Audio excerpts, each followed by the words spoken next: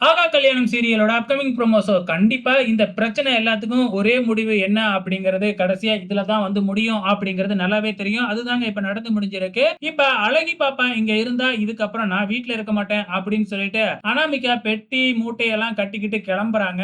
ஆனா இத பார்த்துட்டு நம்ம மகா சும்மா இருப்பாங்களா? சும்மா இருக்க மாட்டாங்க இல்லையா? அனாமிகாவ தடுத்து நிப்பாட்டி போறவங்கள பேசாம விட்டுருந்தா அப்படியே போயிருப்பாங்க. ஆனா அப்படி விடாம தடுத்து நிப்பாட்டி இப்ப என்ன அழகி பாப்பா விஜயோட பொண்ணா இங்க இருக்கக்கூடாது அவ்வளவுதானே அப்படின்னு உடனே அப்பனா ஆசிரமத்துல நான் சொன்ன மாதிரி சேர்க்க போறீங்களா அப்படின்னு கேக்குறாங்க. இல்ல ஆனா அழகி பாப்பா எங்கேயுமே போக மாட்டா. அனாமிகா அழகி பாப்பா இதுக்கப்புறம் விஜயோட பொண்ணா இங்க இருக்க மாட்டாங்க.